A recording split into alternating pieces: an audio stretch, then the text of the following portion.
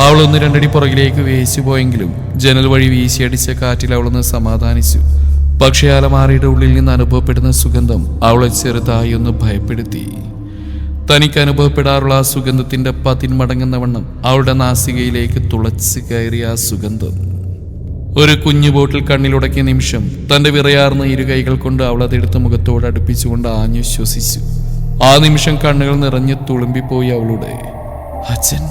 അവൾ മനസ്സിലായി ഉരുവിട്ടതും അടുക്ക് തെറ്റി കുറെ ആൽബങ്ങൾ നിലത്തേക്ക് വീണിരുന്നു. നിലത്തേക്ക് ഇരുന്നുകൊണ്ട് തന്നെ അവൾ ഓരോന്നായി മടിയിൽ വെച്ച് മറിച്ചു നോക്കി. ഒരു പിടപ്പായിരുന്ന നെഞ്ചിൽ ഇതിനുള്ളിൽ എന്തോ തന്നെ കാത്തിരിക്കുന്ന പോലെ. ഇത്രയും കൂട്ടി വായിച്ചിട്ടും മനസ്സിലാവാതിരിക്കാൻ മാത്രം മണ്ടിയല്ല നീയെന്ന് അവളുടെ ഉള്ളിലിരുന്ന് ആരോ പറഞ്ഞു.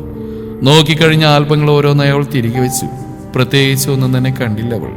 മനസ്സുവല്ലാതെ പിടച്ച നിമിഷം കണ്ണിലുടക്കിയ ഒരു ചെറിയ ലോഗോ. താൻ എവിടെയോ മുമ്പ് കണ്ട പോലെ ഒരു ഓർമ്മ വന്നു അവളിൽ. എവിടെയാണെന്ന് എത്ര ആലോചിച്ചിട്ട് ഒരു എത്തുമിടിയും കിട്ടുന്നില്ല. അവസാനം ഓർമ്മയുടെ ഒരു കോണിൽ മുത്തശ്ശന്റെ അലമാരിൽ തന്റെ അച്ഛന്റെ ഫോട്ടോ തിരഞ്ഞതും അവിടെ കണ്ട ആൽബത്തിന്റെ പുറം പേജിൽ ഇതുപോലൊരു ലോഗോ കണ്ടതായി അവൾക്ക് ഓർമ്മ വന്നു. അപ്പോൾ നാഥുമേനോന് തന്റെ തറവാടുമായി ബന്ധമുണ്ട്. ആ നാഥൻ തന്നെയാവണം ഇവിടെയുള്ള നാഥുമേനോൻ. ടീച്ചറമ്മ പറഞ്ഞ പോലെ എത്തേണ്ടടുത്ത് ഞാൻ എത്തിയോ? നിലത്തിരുന്ന കുഞ്ഞു പെർഫ്യൂം ബോട്ടിൽ കയ്യിലെടുത്ത് ഒരിക്കൽ കൂടി മണക്കുമ്പോൾ ഒന്ന് വിതുമ്പിപ്പോയി അവൾ. എന്താടാ നിലത്ത് വീണല്ല? ശ്രീയുടെ ശബ്ദം കേട്ട് തിരിഞ്ഞു നോക്കിയ നിമിഷം ശ്രീക്കൊപ്പം നിൽക്കുന്നവനെ കണ്ട് അവളുടെ നെഞ്ചി പിടച്ചു. റൂമിന്റെ വാതിൽ ചാരി കൈ നെഞ്ചിൽ പിണച്ചു കെട്ടി വല്ലാത്തൊരു ഭാവത്തിൽ തന്നെ അവൾ നോക്കി നിൽക്കുകയാണ് ജാൻ. നിലത്തിരുന്നുകൊണ്ട് കറങ്ങിയ കണ്ണുകൾ ഉയർത്തി നിസ്സഹായ ഭാവത്തിൽ അവൾ ഇരുവരെയും മാറി മാറി നോക്കി.